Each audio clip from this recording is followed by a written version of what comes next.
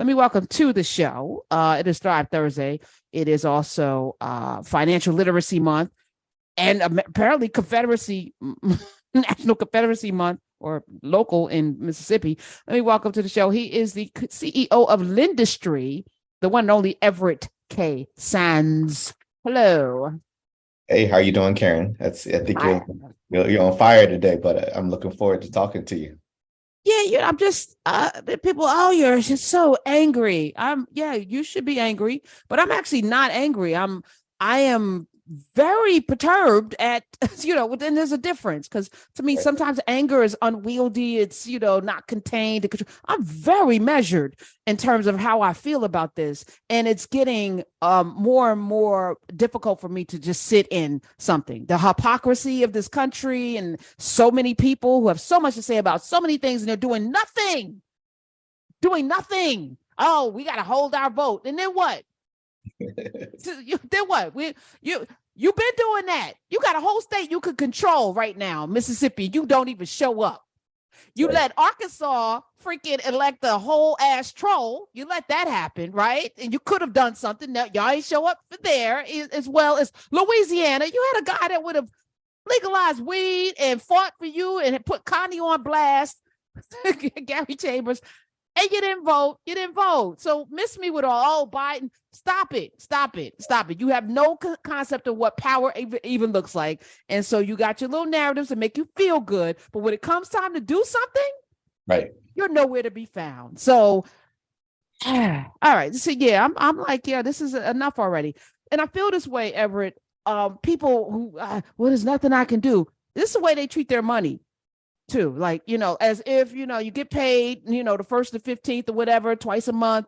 And then I don't know where the money is going. I can't make ends. It's like there's this helplessness around how you are in this world having to take care of yourself and your family. I had a conversation yesterday with the great Tiffany Aliche. We were talking, and she said, Karen, I live off of 10% of what I make. I was like, whoa. I mean, I'm frugal and austere, but 10%, she was like, listen, I don't know what's going to happen. I don't know what's going on with the markets, the feds, or whatever. If something would have happened and I'm to lose half my wealth, I'm still good. And I'm not going out buying no extra nothing. You can see me in a Marshalls and a Target, because that's where I actually shop. I'm the budgetista.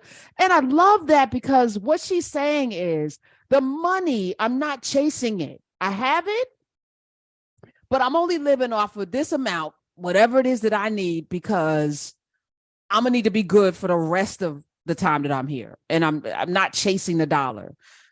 As a person that lends money, what do you think about that, Everett? Well, I mean, look, I think you're right. When I was a little bit younger, I'm in my 40s now. I remember the first financial advisor, who happened to be a Black woman, who's amazing. She came to me and she said, everybody makes $1 million. What are you going to do with yours? And I was like, everybody doesn't make $1 million. She said, well, it all depends on how we look at this. You make $25,000 and you work for 40 years, you made $1 million. I'm a mathematician, so she got me on the math right away. And I was like, okay, you're right. That was $1 million.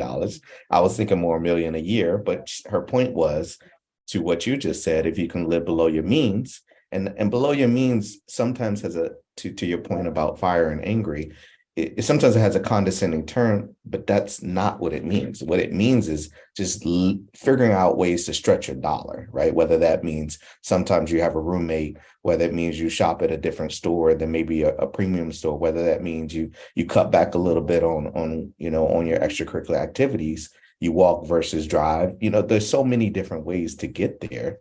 In the business world, which obviously I'm attached to, it's also about how you think about how you create your business. Some people quit their day job before they start their business, which we all know is a no.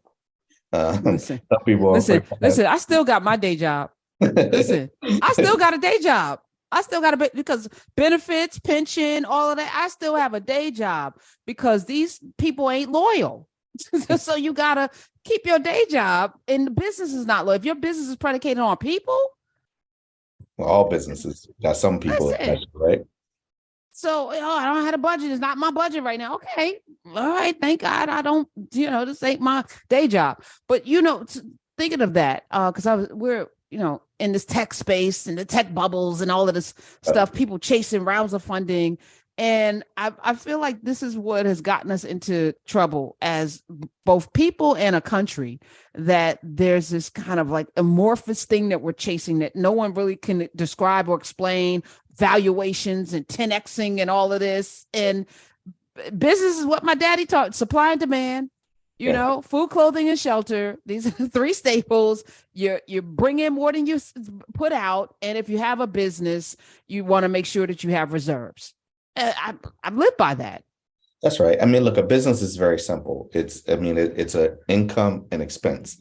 That's it. Like everything else is kind of, either happenstance or something that you're hoping for. And you're right. Look, the tech community, what's happened in tech, although they took a major blow with SVB going down. And I don't know if you want to talk about that now or later, but it did give this facade that you don't have to be profitable and you could still be worth $1 zillion, and you could wear black t-shirts and jeans and you could still be cool in the wintertime, right? So there's definitely this allure, and it's extremely attractive.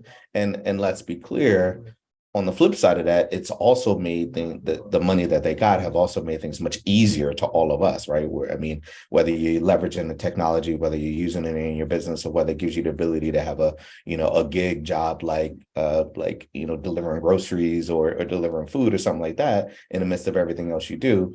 That, look, there's definitely been some benefits that we've all received as a result of it, but it definitely has given an allure that takes away from the concrete of business, which is profitability to get to the end. And if you have profitability, you have a good business. For you as a lender, and we're talking with the CEO of Lendustry, you started this business at a time when the market was banging. Everything, interest rates were low, money was good. People, they just printing money, right? Now it's different. How different is it for you, Everett K. Sands, in this current market? I grew up in the banking industry. So, over the last 20 years, I've seen a couple of different cycles.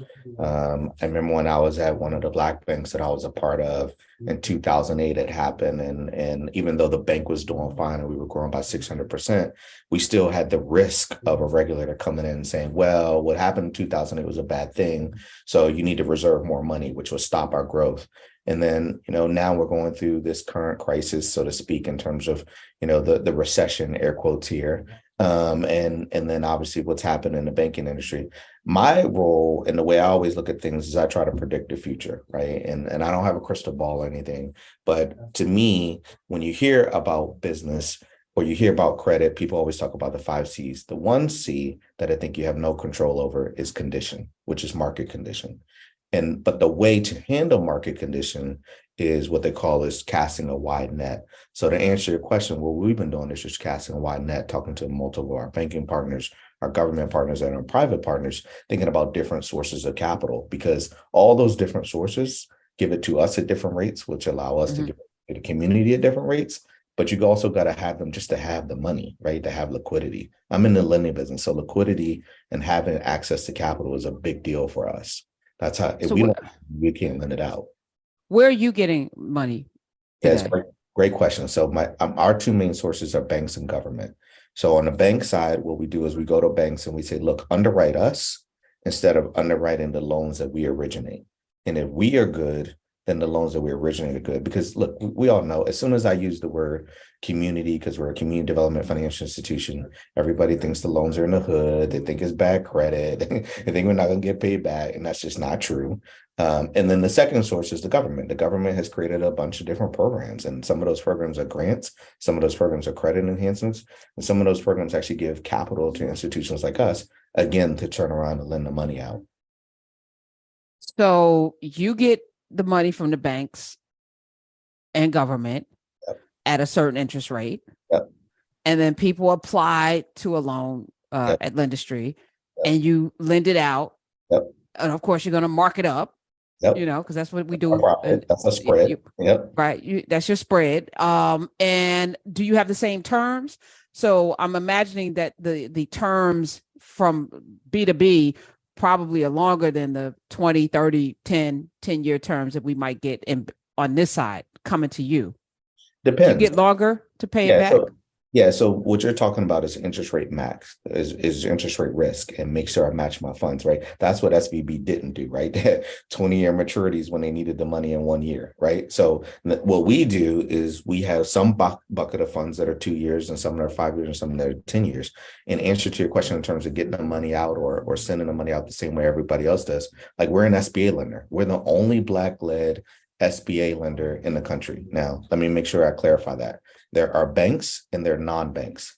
In the non-bank category, there are only 14 licenses in the entire US. We're one of the 14. We're the only one. Only time they've ever approved a Black-led company, only Black-led company approved.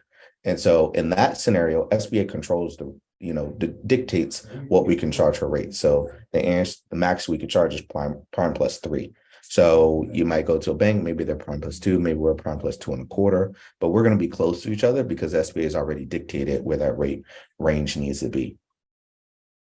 What's a good business right now that you, in the last 6 months, as this economy is like, what's happening as the Fed interest rates have raised interest rates consistently?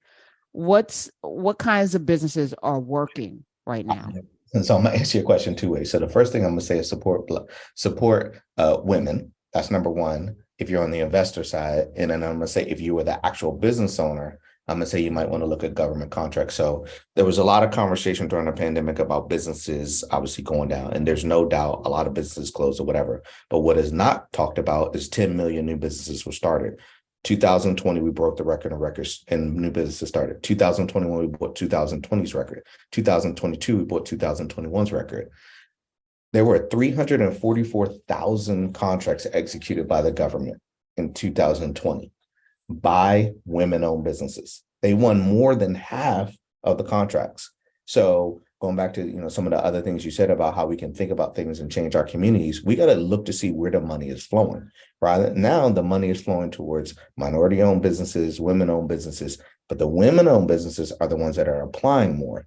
Now, the reason why I said be an investor is because unfortunately, they're still getting less capital, right? Lower loan amounts. I think the number is somewhere around 89,000 to women-owned businesses, 120,000 to men-owned businesses.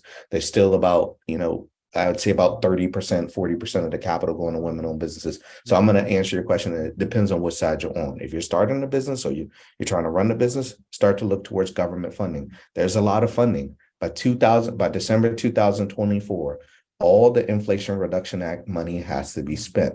Now, what's going to happen at the end of 2024? Well, we're going to have some people running for election, especially the big office, right? And so they're going to have to say, they're going to try to check some boxes saying, we got this money out to who it's supposed to be. 200 billion is the Inflation Reduction Act.